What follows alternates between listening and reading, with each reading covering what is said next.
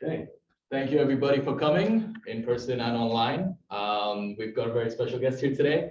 We've got Mr. Billy Boyle, who was an engineering student at the Cambridge University Engineering Department here, and he went on to co-found the company Owlstone Medical in 2004, which Mr. Boyle will be talking about today. Its aim is to develop a breathalyzer to detect a wide variety of diseases. But that's all I've got to say. We'll leave the rest up to Mr. Boyle. Thank you very much. So who's engineer, who's medic? So one engineers, medics. Right, so you're going to be asked the hard questions. It's not an engineer, so you need to go easy on me. Yes, so thanks again for having me here today. So what I want to do is talk a little bit about the company, but more importantly about the technology and the applications that we think it could be used in. So when we set up the business, the mission was to try and save 100,000 lives, and we thought it was important to try and think what the end goal is and work back from that. And I think there's when we go into work every day, there's enormous challenges that we face every day, problems that we think we're never going to be able to solve these. And I think often what kind of gets us through those tough days, everyone in the company is kind of, as we walk through the door, knowing that we're trying to do something that will hopefully work and make a difference. So in the company, we're working on biomarkers of breath. So every time you breathe out, there's thousands of chemicals on your breath. And what we're trying to do is find those ones that might be able to help us diagnose disease sooner. So with the technology that we have, there's kind of two things that we're trying to do within the business at the moment. So the first is where we take the technology, this ability to capture and analyze breath samples, and make it available to the research community. So academic researchers, pharma customers, who might have a clinical question that they're trying to answer, where breath might have some valuable biomarkers in it, but they don't want to try and develop the capability themselves, they don't have the budget, those types of things. So we try to make the technology available as broadly as possible to them. The other thing that we then do is try to identify areas such as early detection of lung cancer, early detection of liver disease, where we think there's not very good tests today, and there's likely to be chemicals on breath that are likely to allow us to detect sooner. And then what we're also trying to do is build data assets. Like one of the things that we've learned in trying to raise money is investors love buzzwords, so things like big data, AI, yada yada. Mostly it's just bog standard statistics that you do, but you gotta put the shine on it. So I was engineer by background, so came 25 years ago, came to study at TISHL in 1997, stayed on afterwards as a researcher working in the microsystems group. So it was looking at MEMS type devices, so silicon-based devices, in telecoms applications. And back then there was a massive telecom bust. So like all the companies went bankrupt, loads of money was lost. So I was doing 3 years of research, looking and thinking about what other applications could this type of technology be used for. So two of my pals, David and Andrew, we were in the same group together, and Andrew got interested in chemical sensing technology, so trying to use silicon devices to pick up very small concentrations of chemicals. And we were, again, completely technical, didn't have a clue about anything commercial at all. But one of the great things that we found here was that the Cambridge University Entrepreneur Society was a great place where if you had an idea, technical idea, and you wanted to try and understand what was required to put together a business plan, try to pitch for investments, get mentors who can help explain how to start a business. We were really fortunate to go through that process way back then. And we were runner-up in the business plan competition in 2003, 2004, it must have been. And that was the impetus for us to raise our first chunk of funding. So we raised $2 million to start with. Kind of fast forward to today, we're a team of 200 people. We've raised about $150 million of investment, and we've got Breath Biopsy labs on the other side of Cambridge, over in the Cambridge Science Park. Anyone is welcome to come by and visit. Like, one of the things when you see snapshots like that, it makes it look like, oh, everything was kind of easy, but you know, beneath it, there's a lot of kind of pain and tears. And one of the things, again, that we're very fortunate was to have the support of, you know, mentors in the community here. So when we first got started, the core technology we were focused on was this chemical sensing chip. So it's called field asymmetric mobility spectrometry, or FAIMS.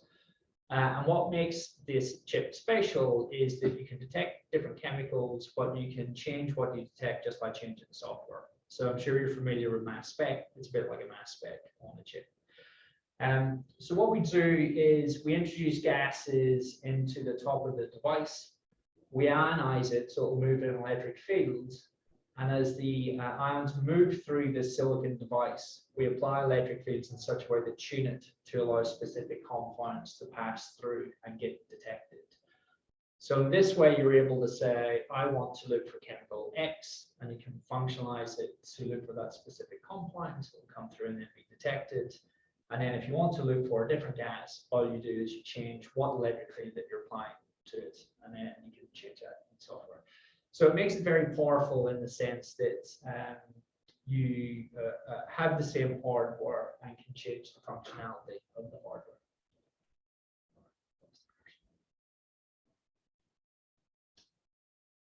So the kind of road for us to get to diagnostic applications was quite a long road. When we were developing the sensor technology, you can think about different applications. And actually, one of the applications where there was a lot of funding at the time was around detection of toxic acids. So if you think about compounds like tetraethyl sulfide, explosives, those types of compounds, there was a need to have technologies that can detect with high sensitivity and specificity those types of compounds. So we got a lot of the funding to develop the sensor, but also develop products for the sensor as well. And these security applications are a million miles away from diagnostic type applications. But often in a lot of technologies, there's a kind of core technology platform that can be applied in a lot of different applications. And when we, back in 2008, 2009, with the financial crash, there was funding basically evaporated. So again, you see all the kind of, you know, we've raised lots of money and stuff like that. But back then, we were literally living hand to mouth. So, you know, we had to say to people, you're not getting paid this month. We've got no money. Basically, can you work for free? Why don't we try and figure it out? And one of the things that we started to think about is, okay, you know, with the same technology, how do we apply it into different applications? And one of the applications we started to think about was in contamination in things like food, water, crude oil, where you're trying to pick out, you know, needle in the haystack. There are very low levels of chemicals that might cause a problem. So in water, for instance, you have compounds like jasmine that make the water smell and taste musty, and that's present at part per trillion levels. It's very hard to detect if it's actually present. And you know, we took the same device, put it into this product called Lone Star, and then we started to sell Lone Star into these types of applications. And it basically saved our assets, because it meant that, you know, where the business had basically collapsed in one side of things, we're able to pivot and apply it in these other applications to see us through. But one of the things as well we're able to do is we had a lot of academic researchers coming to us saying, I'm interested in diagnostic applications. We think there's chemicals on breath and chemicals in urine that might help us in these diagnostic applications. And you know, we didn't know anything about it, but we had this research tool. So we would sell the research tool to these types of users who could then take it, integrate it into clinical studies, collect samples from patients, process those samples, and then start to publish the findings. And one of the papers that was published quite early on was a longtime collaborator of ours, who was looking at the headspace of urine samples from patients with colorectal cancer. And here, the sample was collected, and they were using our Lone Star device, the FAIMS technology, to look at the volatiles in that headspace to basically say, is there differences in people who have colorectal cancer versus those who are healthy controls? So in this paper, what they were able to demonstrate was that there was some differences. And I think this was the first time that we really sat up and thought, okay, maybe there's a new application space that we should spend a lot more time thinking about and focusing on. And kind of around that same time, it was becoming more and more apparent and important, the necessity of early detection. So I think that still shocks me, this statistic that 1 in 2 of us will get cancer in our lifetimes. And back in 2012, my wife was diagnosed with what turned out to be late-stage colon cancer, and it was too late to treat. So she died 2 years later. And one of the things that, again, it basically enraged me was that if you pick it up sooner, you can cure people. 93, 95% survival rates. And it's a very easy thing to kind of state. If you can pick it up sooner, you will save lives, but it's an incredibly difficult problem to actually solve. So I think, this is ultimately what it's all about. If we can pick up at that early stage, then you move the needle. I think it is the greatest opportunity. So a lot of the therapeutics which are used today in cancer, sadly, most people, or a lot of people, particularly things like lung cancer, are diagnosed late, and the therapeutics will control the disease, hopefully, for a period of time, but it's not a long-term cure. So we have to get better at early detection. Has anyone ever seen cancer sniffing dogs in the news? So periodically, you will see a BBC News article about cancer sniffing dogs.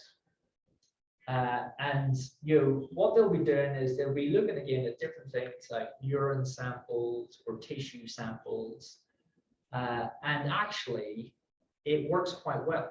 So when you look at the studies, so these are blinded studies where they collected samples, the dogs have been trained on a training set, and then they're going to look at tissue or urine sample, where the case may be, and they pick up a very, very high accuracy. So there's some chemicals, some volatile organic compounds which are coming off, which relates to the cancer. The problem is, what are they? It's you can't just get 1 million dogs into doctors' offices. We need to try and figure out what the chemicals are, where they come from, and how they relate back to the underpinning biology of disease. So this really is what got us focused on breath biopsy, looking at these chemical markers on disease. And breath has some, obvious and amazing advantages that, it's not invasive, you can collect samples anytime, any place. And this matters a lot because when you think about a lot of early cancer detection tests, something like colorectal cancer, there are tests today. So things like fecal tests, colonoscopies, people don't show up. So about half of people who are eligible don't show up for the test because they don't like the test, basically. So we need to think about tests which are acceptable to the patients. So they will show up, they're not afraid to do the test. And a test that works well, has high sensitivity and high specificity. So with breath, when we look on breath, we know there's thousands of compounds there. So it's, what are they and where do they come from? So they tend to be a mix of endogenous compounds, so that's compounds produced within the body itself. And in the case of cancer detection, we know cancer has an altered metabolism, so it's trying to look for these subtle changes in the metabolism of the tumor. You also have exogenous compounds, so compounds that originate from outside the body that come into the body. And we used to just think of this as chemical noise, stuff you want to ignore because it's noise, it's not signal. But actually, one of the things that we think you can do is introduce probe compounds to the body that will target a specific disease pathway to help signal the presence of a disease. I'll talk a little bit about that when it comes to liver disease and early detection of lung cancer. So we call these EVOC probes or exogenous probes. So in terms of the different types of technologies that we've developed, so we have how you collect a sample, how do you analyze a sample, and then what is the actual biomarker. So rather than just relying on the chemicals, targeting these specific compounds. So I think the breath field has been going for quite a long time. You'll find papers that stretch back to the early 70s. So a lot of breath papers say in 1971, Linus Pauling blew into a mass spec and there was chemicals. That's a long bloody time ago. So where are all the tests? And often, I think a lot of the challenge historically has been, how you get a good sample. So if you think about it, if you were taking a blood sample and it was contaminated with stuff or it was mixed with background, you're not going to get the right answer. The same is true for breath. If you don't get a good sample, you get the wrong answer no matter what. So the first thing that we had to develop was these collection devices. So that device there is called receiver. So it allows patients just to breathe normally, and as they breathe, parts of their breath, the end portion of breath that contain most of the chemicals, are drawn down into those metal tubes. So in that metal tube, there's a material which is a bit like a sponge. So the chemicals come in, they stick to the sponge, and when it's there, it's very strongly bound. So what you can then do is send that back to the lab for analysis, and then we can look at the different chemicals which are coming off the sorbent material itself. And that hadn't been solved before. And I think when we first spun the medical part of the business out, again, we thought, oh, we'll use our chip, we'll look for chemicals, and then realized that actually there's this massive problem in terms of how you actually can capture the sample. So the key is that we then take that and use this with these research customers. So you see here in this picture, like one of the things that's really great about breath is when you think about how you sample from kids, for instance, pediatric sampling is a lot more straightforward when you use a breath sample. And again, these things matter a lot.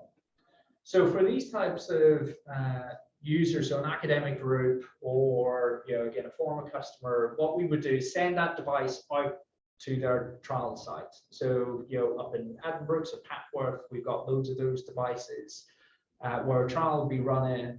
Patient comes in, samples collected, and you can remove that cartridge and then just send it back to our lab. And the sample is very stable once it's on that cartridge. And then what we're doing back in the lab is we use GC mass spec. So when you're doing discovery, you want to try and see as much as possible. So we use high-end GC mass spec, which is like a £500,000 instrument each, to try and pick out the tiny concentrations of chemicals which are present. And I think one of the things that the breath field hasn't done very well in the past is identify, well, what are those chemicals, and try and understand what the underpinning biology of it is. Quite often, people have developed sensors that give a pattern-based response. So let's say you put a mix of chemicals in, the sensor gives this particular pattern. But if you don't know what the chemical is, you can't understand what the biology is, and you don't know how robust it's going to be once you start to bring that forward into clinical trials. So in our breath biopsy lab, we will be, I think there's about 150 sites or so at the moment where you have the collection device in use in the sites. And for the patient, because it's normal tidal breathing, and they're not having to do forced exhalations, that means that you can look at some of these respiratory diseases where, again, it's quite challenging to get samples. And by looking at the very end fraction of the breath, you're enriching for the chemicals. So the first portion of breath when you breathe out doesn't have very many chemicals on it, or stuff that you've just breathed in. So what we do is look using pressure and CO2 at that very last portion and say, let's grab that portion into the device itself. So when the cartridge comes back to us, we have multiple tubes there. And the reason for that is that if you want a backup sample or you want to run different analytical methods to look for different types of compounds, you can do that with the 4 samples which are present. And yeah, as I say, like the key here is relating that back to the underpinned biology. And then once you know what you're targeting, it becomes a bit easier because you can say, well, I don't need to try and discover the biomarker. I know what the biomarker is. So I'll design specific devices to either look only for that chemical or specific analytical instruments to look only for that chemical or panel of chemicals. So since we've been running this part of the business, we've had good initial success with some of the leading pharma groups, Cleveland Clinic, Mayo Clinic, and the like. COVID put an absolute hole in the business because, almost exactly this time 2 years ago, clinical trials stopped, basically. So pretty much worldwide clinical trials stopped. And also COVID's transmitted on breath. So back then we were like, will we actually have a business in 6 weeks time? And I think what we found was that people now know there is stuff on breath because of COVID. So breath as a sample matrix hadn't been very well studied by and large before. So people know that you have respiratory droplets, you have virus on that, you have these volatiles come along as well. But fundamentally, a lot of the challenges, the diagnostic problems that need to be solved still need to be solved. As COVID is hopefully gone into the background, you still have problems like 1 or 2 people getting cancer that need to be solved. And I think for us, one of the great things that we get from these studies is the clinical partners understand the problem way better than we do. So again, we know about the technology, we know how to collect and analyze these chemicals.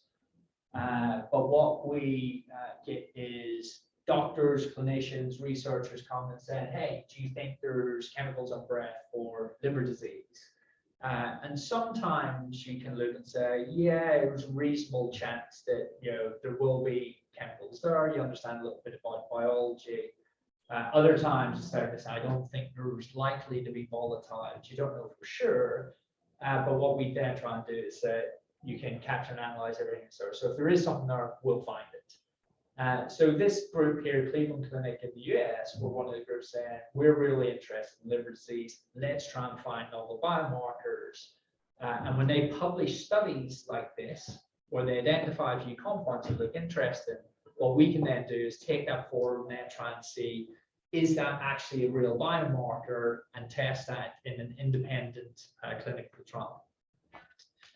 So the breath biopsy tests that we're focused on basically fall into these 2 broad camps of precision medicine and early detection. So precision medicine is about giving right patient the right drug at the right time. Is the does that. And then in early detection, where again we know if you can pick up sooner, survival chances is so much better, or there's treatment options available to help deal with the disease or reverse the disease.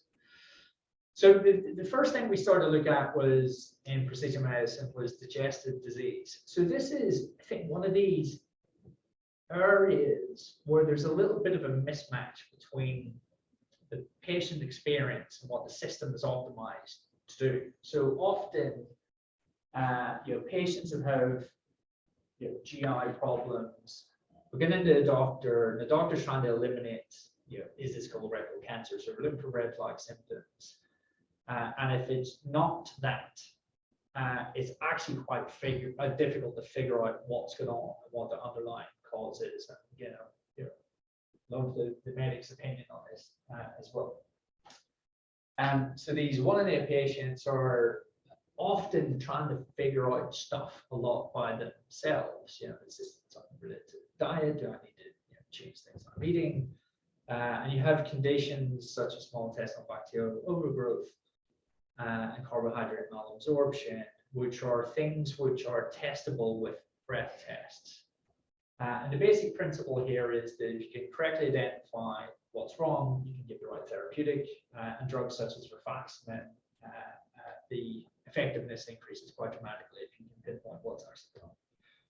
And here the mechanism is, again, using these exogenous compounds. So compounds come from outside the body. So in this case, it's carbohydrate substrates.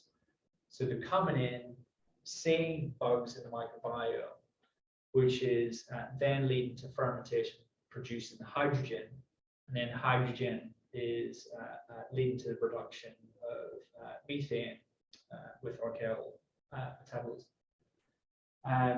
So here, the gases are being produced, and then you have exchange from the gut to the blood out into the airway itself. So these things are relatively well understood and established. So what we're able to do is send kits to patients at home, and this has been a big advantage through COVID, where you can't come into the doctor's office anymore, whereas with breath, you can collect a breath sample in the home setting. So we send a kit, sample is collected, comes back to our lab, and we process that in our lab, and we give the findings to the doctor. So the doctor can say, yes, treat with Faxman or modify the diet in a particular way. And it really helps patients. This is the thing. So again, often there's this diagnostic odyssey for patients. It can take years for them to figure out what's going on to find and fix the problem. So we believe that breath testing can really help them here. And I think this is just the kind of tip of the iceberg for GI disease and digestive health, where with breath, one of the big advantages is you can measure over time, so longitudinal measurements. So if you can move from a single snapshot in time to measuring with a device, you can start to get real-time results, look at how patients respond to treatments, look for things like relapse as well. And then the last two examples just to talk about are in liver disease and lung cancer. And in liver disease, this is another area where the prevalence is very high. So you've got about 30% of people in the US have fatty liver disease, and about 4 or 5% have NASH. And the gold standard diagnosis at the moment is a liver biopsy. So needle in, take a bit of tissue out, and that's obviously highly invasive. And there's a lot of drugs in development at the moment which will hopefully be able to treat NASH. They don't exist yet, but there's a lot of drugs which are being worked on by a lot of pharma companies. And here we believe the need is, if you have drugs coming onto the market, you need to have a way, which is liver biopsy, to say you have NASH, so patients can get these therapeutics. So at the moment, where there isn't a drug, at the earlier stages of disease, it is to some extent reversible through lifestyle change. But again, you need to know that you have it. And once you get the later stages of disease, then it's irreversible. So what we have been doing is focused initially on this later stage of disease to try and see other biomarkers on breath that can diagnose. The logic being, if you can't see in the later stage of disease, you're unlikely to see it at the earliest stages of disease. And the principle here is using, again, these exogenous VOC probes or EVOC probes, where they're administered to the patient, and when they go in, so the example here is a compound called limonene, and this is metabolized in the liver. And what we hope to do is look at how the concentration of the limonene changes on breath, and also how the concentration of some of the downstream metabolites change as well. And the reason for that, why we're interested in limonene, it's very commonly found in foodstuffs. So you'll find it in things like citrus fruit, for instance.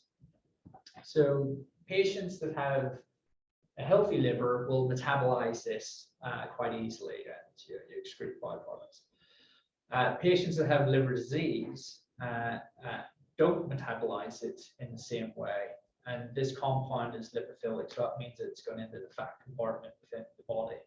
So the hypothesis here was that patients who are exposed to limonene just through dietary intake, through normal daily exposure, should have highly elevated levels of limonene under breath because their liver is not functioning as it should be. So we ran a clinical study here in Cambridge. So we work very closely with, again, Adam Brooks and Patworth. And in this initial trial, what we were trying to do is say, is that level of limonene much higher in patients that have liver disease? And that's indeed what we find. So in patients with cirrhosis and liver cancer, you have highly elevated levels of limonene on the breath. And it looks like it tracks with disease severity as well. So the less severe disease. Yeah. You mentioned previously that these studies are done in conjunction with medical professionals.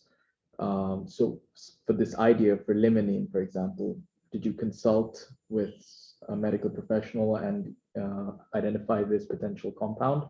Or do you have people in-house who are identifying these types of ideas? So I think the clinicians we work with are amazing at identifying what's an actual problem or not. So that's the bit where we don't necessarily have the expertise. So being able to say early detection of lung cancer or detection of NASH is a big problem that we need to solve.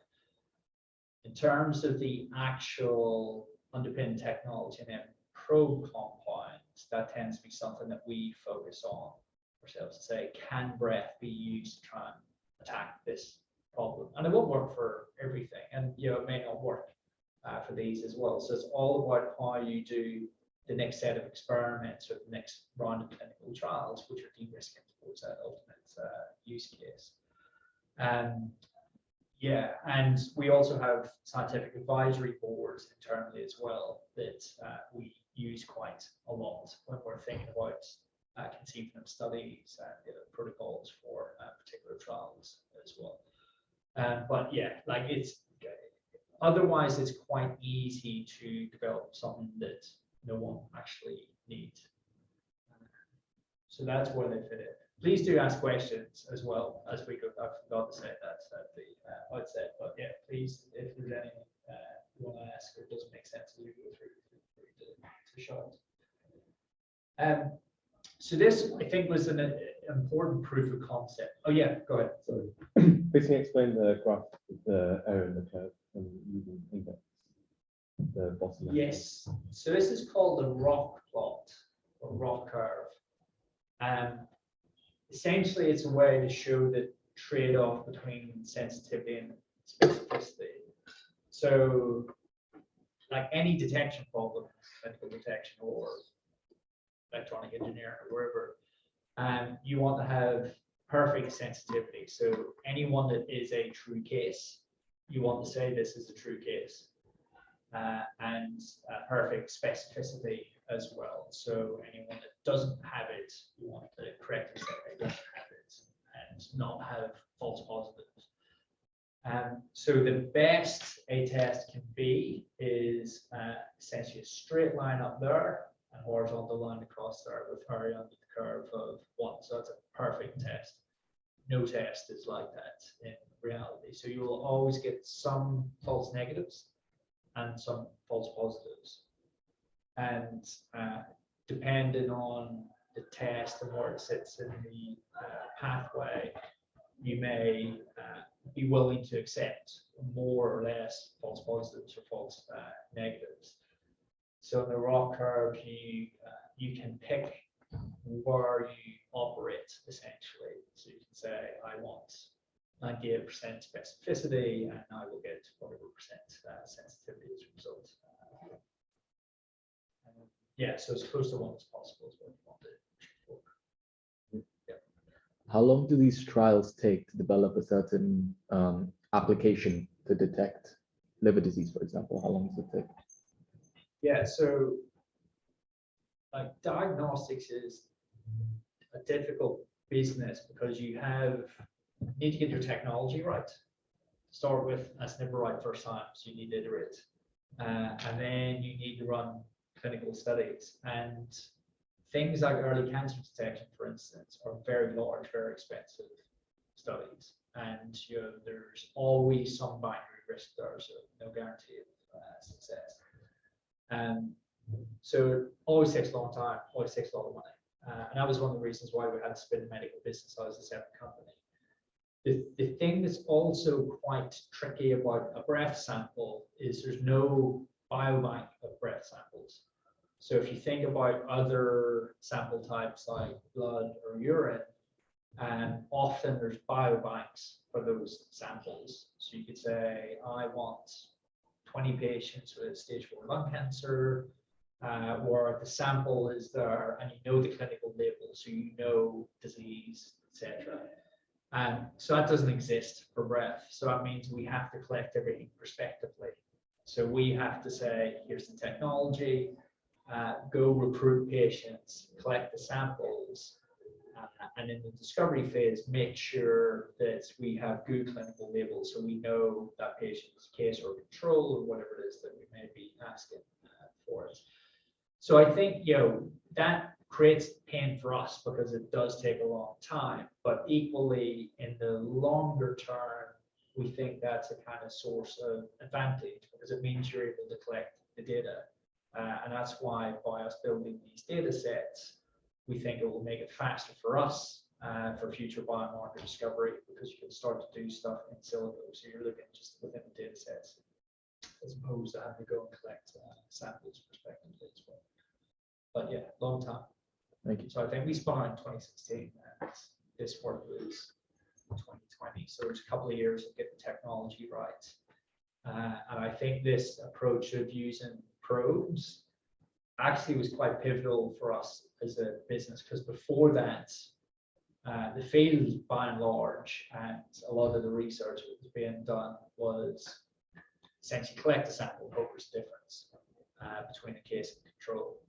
And again, the difficulty is if you don't have a hypothesis going in thinking, I understand the biology, I know why this thing is being produced, then it is a bit of a luck of the draw. Whereas by starting from this kind of basis here, saying we know patients with liver disease, these pathways are affected, we know this compound goes through these pathways, it means that we can start to do things in vitro models, so in the test tube and in animal models before you move into humans. Any other questions on that? So the two things that we're doing next are looking at adding other compounds. So one of the great things about the approach is you can look at multiple compounds at the same time. So by adding in other compounds, you can get better performance. So the most recent paper we just submitted shows exactly that. So whereas before our undercurve was like 0.74, so here you have our undercurve 0.95. So get closer to 1, which is the best detection that you can get.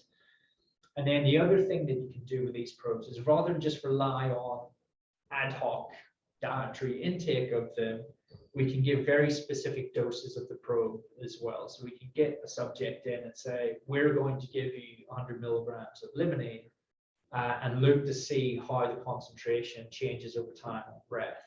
And breath is quite unique because it's easy to do that type of sampling on breath. It's less easy to do that with urine samples, blood samples, because you can't generate a sample where it's invasive.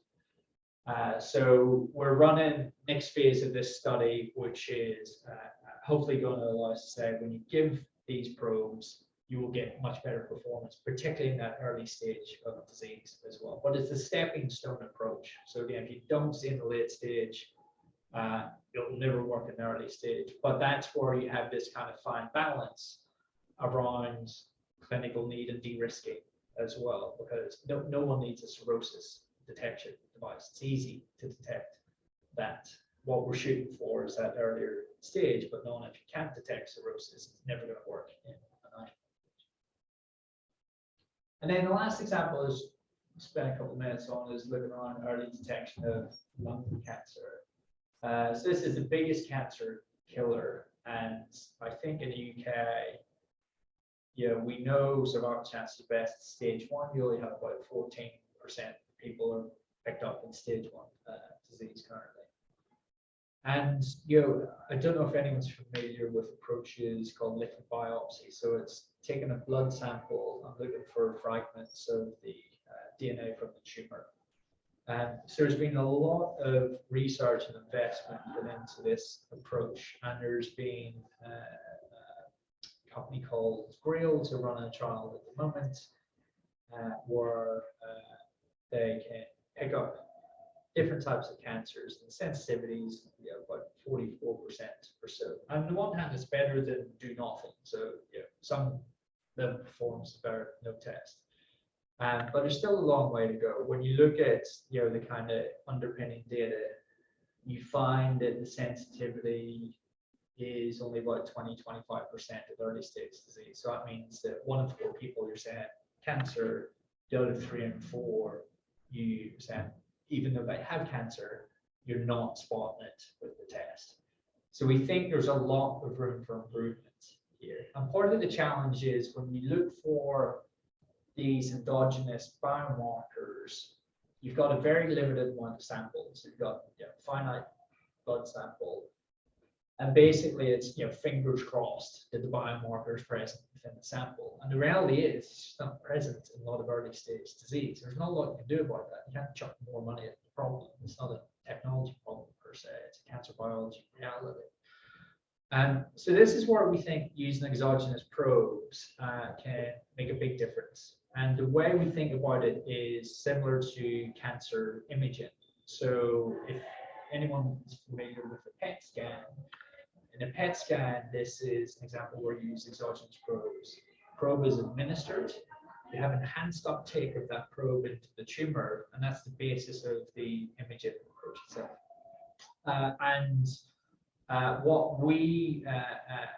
The question we kind of pose ourselves is say, well, rather than have to put someone in a scanner, can you administer a probe, and if a tumor is present, release a signaling molecule that comes out onto the breath that is then easily detected. And the lead candidate that we're looking at is a compound that targets enzyme called glucuronidase in the tumor microenvironment. So a solid tumor has glucuronidase in and around the tumor. And this normally sits inside a cell. So when we give this probe, the hypothesis is that when the probe sees that enzyme, it's going to chop it and release D5-ethanol. And because ethanol is volatile, it comes out of breath because it's labeled completely unique. So you shouldn't see this anywhere about that. What determines if a molecule is going to be able to go from bloodstream into lungs to then be detected? It's basically the volatility. So that's your metric, volatility, Yeah, and that changes for plenty of different, molecules. Yeah. So the big limitation is if the compounds aren't volatile, then they won't come out on breath, basically. So heavy molecules won't come out on breath, but ethanol does. So ethanol is alcohol breathalyzer test, but by labeling it, you're making it unique. So we tend to attach these volatile reporters onto these compounds. So in a healthy tissue, the probe itself doesn't penetrate the cell. The probe doesn't penetrate the cell, so it just gets excreted. So that's why you should get this type of selectivity.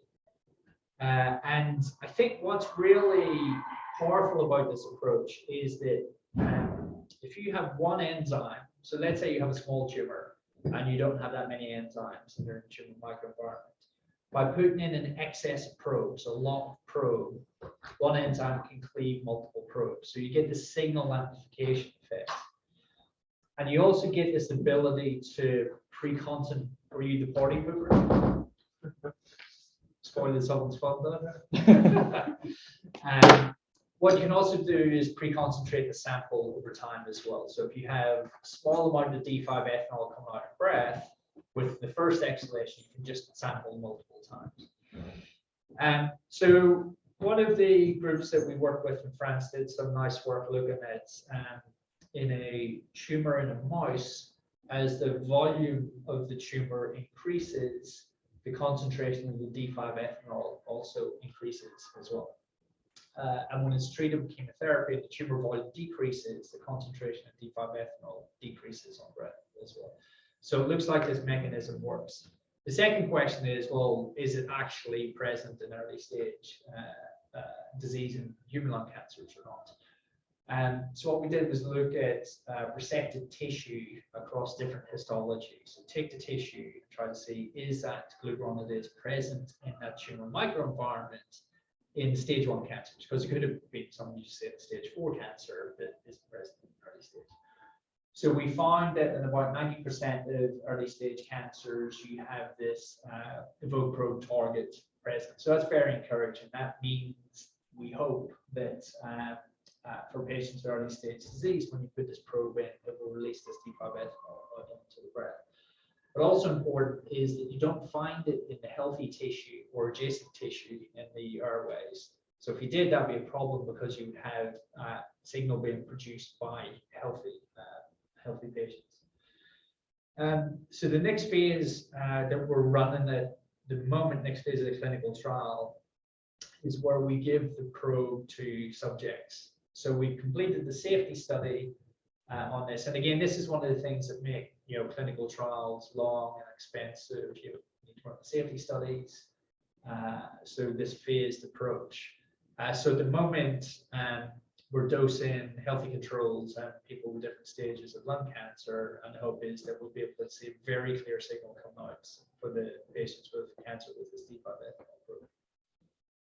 And then the last bit on this is that we think there's also a good chance that other endogenous compounds being produced in the airways can help to identify those who are at risk of lung cancer, as well as those that have lung cancer as well. So if you think about at the moment how people are screened for lung cancers, basically age and smoking history, and you have a lot of non-smokers who get lung cancer, and you have other environmental causative agents as well, other carcinogenic compounds as well that can lead to chronic inflammation in the airways.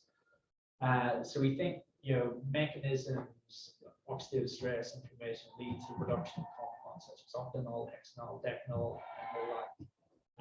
Can potentially help to identify those who are more likely to be at risk, so better risk stratification type tools, as well as thinking about early detection. And then the last bit, the data assets that we're trying to build, these are things that we can do because we get a lot of samples coming through the door. So by trials that we run ourselves and with patients, we have lots of samples coming through, and we try to look at not just does this patient have lung cancer or not, but do they have other comorbidities? Does this patient have COPD? Do they have asthma? What medications are they on? And because we've set up our collection analytical approach such that we try to maximize the amount of compounds that we capture and detect on breath, it means that we get this broad profile. So you can say all these compounds here, and then try to figure out how that relates to different diseases and different pathways as well. So again, we think over time this will really help to speed up the discovery of novel biomarkers, because you can run a smaller study and then go and check just within the database within software to say, actually, that compound is present in healthy controls, so it's not going to be a useful biomarker, or actually it's very well distinguished from healthy controls, so you can then do a prospective study on that. So I think overall, we think there's an opportunity to create a really significant business, but more importantly, tests that will help a lot of patients.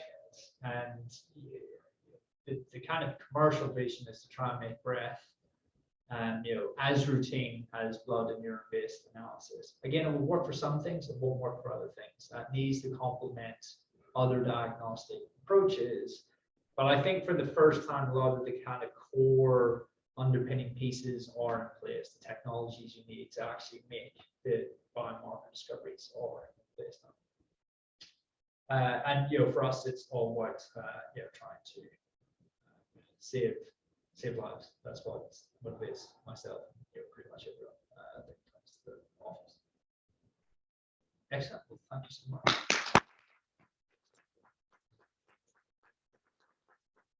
Thank you very much for that amazingly enlightening talk.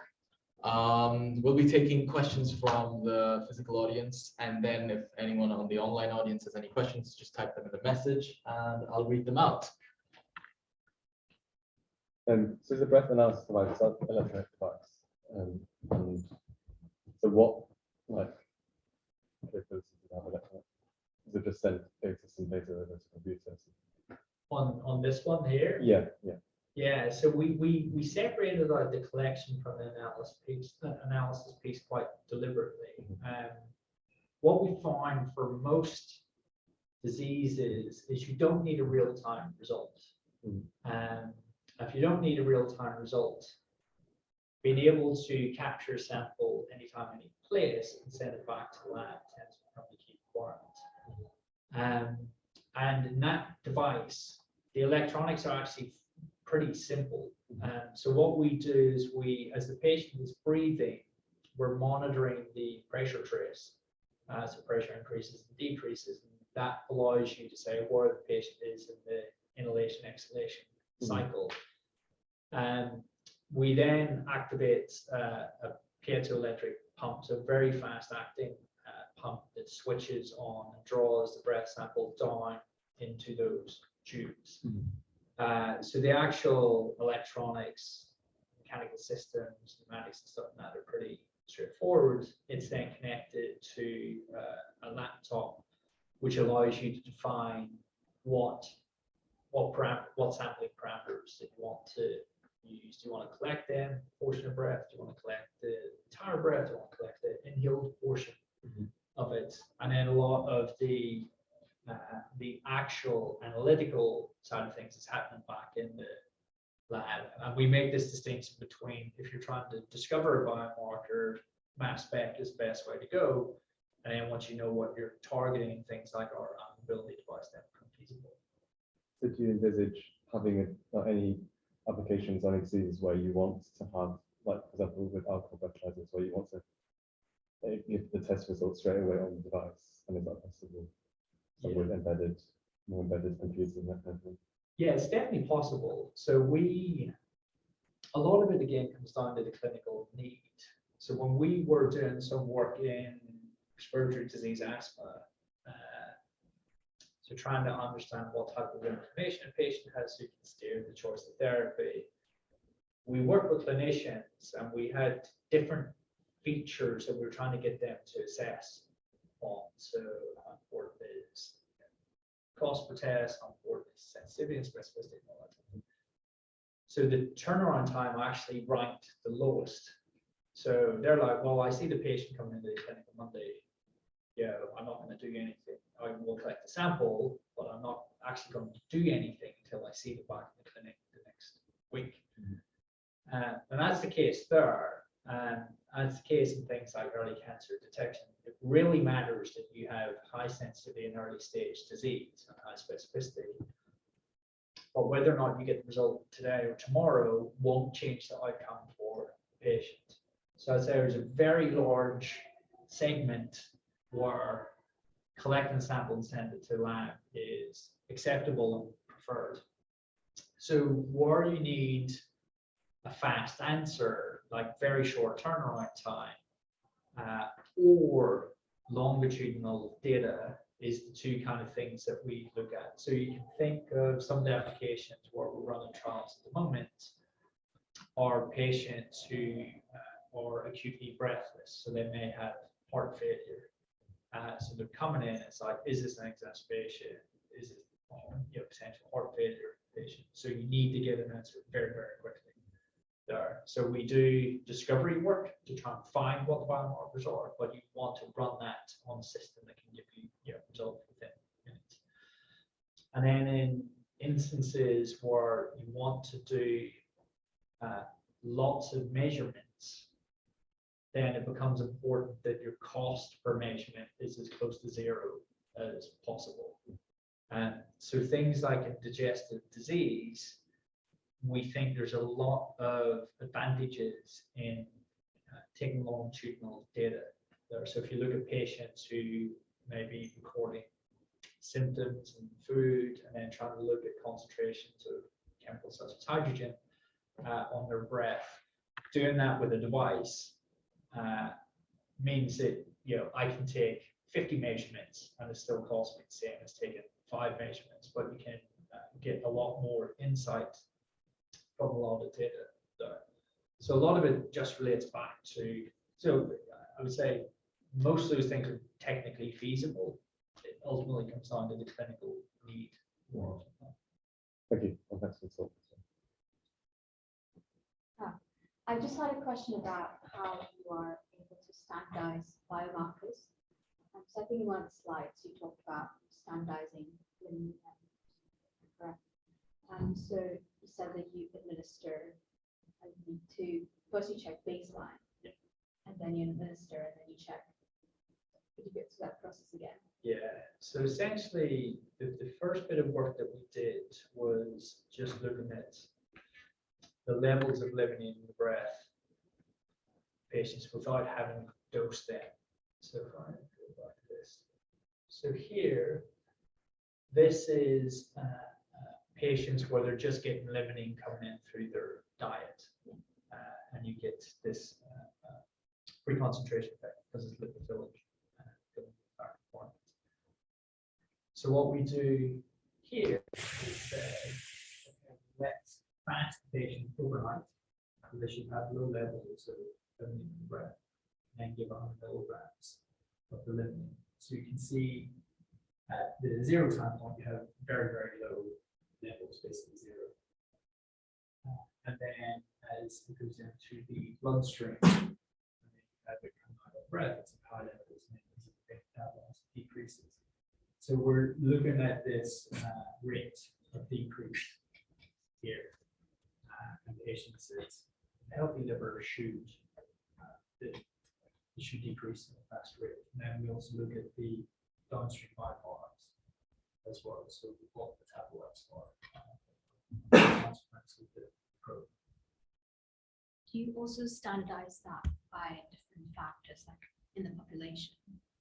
For example, any like underlying conditions they might have, or which might affect liver metabolism, or like age factors? Yeah, so you have control for those things in the studies. So when we look at it, it's age, other comorbidities as well, to see if there's other things that will be causing the problem. Here, these are all healthy volunteers, actually. So the early work that we done is healthy volunteers, and you get a lot of variation. So there's a lot of biological variation. So you need to make sure that there's absolute stonking grid signal disease state compared to the variation that you get. And as you expand that population, other comorbidities. Do you envision a way where basically you've got a breathalyzer to test multiple different diseases at once? So here we have to do the liver, and then we had a lung cancer one. Do you think patients will be taken in for a test, let's say every year, and then multiple samples put through multiple tests, and that's your early warning system? Or can you do one test of their breath, and that one test goes through one piece of circuitry, and then that one piece of circuitry can determine accurately all of these different metrics, or would have to be different like capsules, different processes, just like when you take bloods, you take different samples for your iron levels, and this level and this level, they go through separate tests. Can this be lumped together? We think it makes more sense to send it through separate tests. A lot of that comes down to the application itself. So again, no test is perfect. So no test has perfect sensitivity and specificity. So if you look at lung cancer screening, the guidelines may be test once a year. So if you test every day, you're going to get a positive result. That's one point. So you probably shouldn't be testing every day. So Whereas, again, looking at GI disease, you might be looking at target compounds that are every day because you're literally trying to look for specific hydrogen methane compound, specific concentrations because of a particular substrate that you ingested. So I think the way we partition it out is effectively you can collect a sample anytime, any place, and that sample coming back to the lab can look for different compounds within the breath sample. So a bit like a blood draw, as you said, so you can take bloods, send back to the lab, and look for different things, as opposed to one test that does everything. Yeah. Do you think in the future you still need the patient to ingest something, or do you think you can in the future develop it so that it can work irrespective of making it exaggerated, particularly output? Yeah, I think the breath field has struggled for a very long time because they've been focused only on the endogenous compounds. Now, I think the extra complicating factor is that because a lot of the underpinning technologies weren't very mature, you look at stuff that gets published and there's no agreement between two papers. It's like, well, what conclusion can you draw from that? Can you say there's probably not useful biomarkers just coming out on breath, endogenous origin? I think the view that we have is that it's more absence of evidence as opposed to evidence of absence. So by proving the core technology platform, for the first time you have a tool to then go and say, are there useful endogenous biomarkers? And that's what we do ourselves, but also with the partners as well. So it's a long-winded way of saying maybe, but we need to see the data for that. And I think if anyone will find those, it will be us and the partners that we work with. And the administration of the probe for us, I think, was so important because you are able to understand the underpinning biology. And as you say, by introducing a very exaggerated signal, it makes it a lot more easy to improve the overall performance of the test as well. So my bet would be the initial test will be using these exogenous probes, but there will be some tests where you don't need to administer a probe. I suspect that would be in respiratory disease and in some of the GI diseases that we're looking at. Maybe liver, probably not, but I don't think that would be the case in early cancer detection. I think early cancer detection can only be solved with the probe approach, if I were to bet. And we do kind of, with our internal investment, have to place those bets.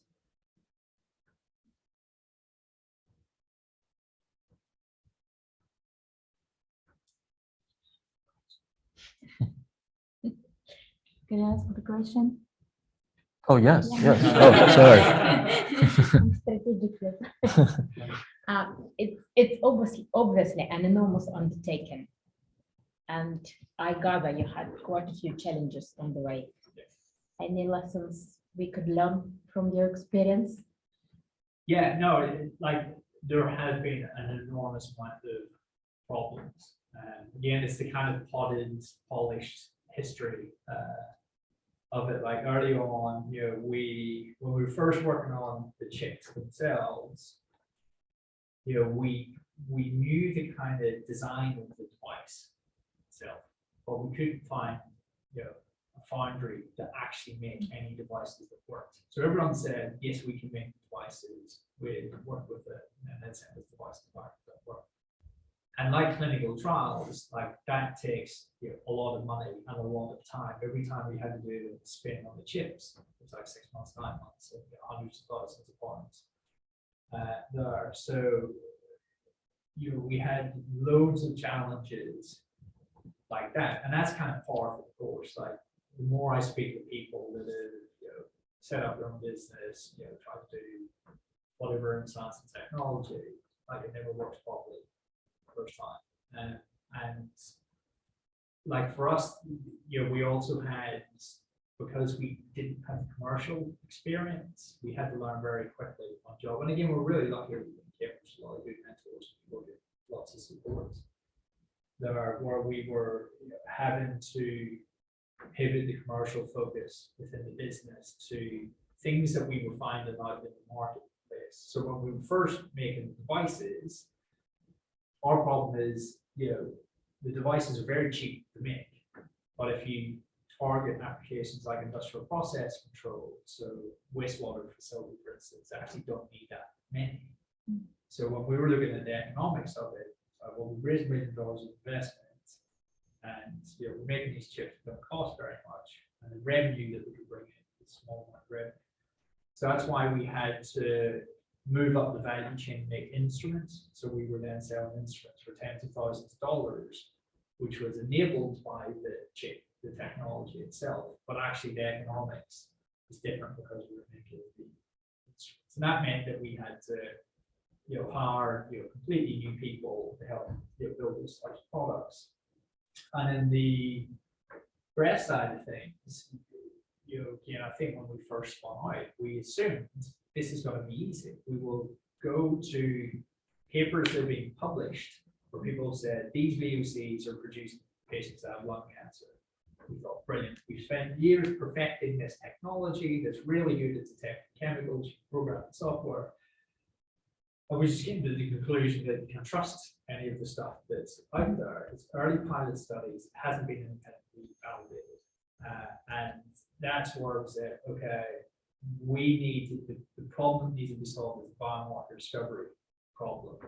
And that then meant that we had to solve the sample collection problem in the lab, with the mass specs. It's kind of easy to buy mass specs, but breath as a matrix has its own challenges. So there's a lot they're trying to perfect the analytical approaches that you use there as well. So all of that has essentially taken years and a lot of pain and heartache along the way.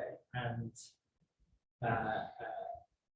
like it's basically being able to take it on the chin and not give up, I think, is the thing. But then there's this fine line between there's the lean startup principle of fail fast, fail cheap, etc. But James Dyson, the vacuum guy, like the story of he had 5,460 prototypes before he sold his first unit. Like, how do you reconcile lean startup, fail fast with something like that? Like, you could easily say, all right, after 100, what are you doing? Stop it. But then he persevered, has this amazing multi-billion-dollar business as well. So there's this difficult, only you can make the determination of, is the pain and the heartache worth it? Basically, are the problems ultimately solvable? They have to be solvable, otherwise, you can't really continue. And I think for us, that's where things like company mission, practically everyone in the business has had someone cancer in the family or lost someone to cancer, and that I think allows you to kind of take whatever bad news you get delivered on the day and say, right, these problems we just need to kind of knuckle down and get through.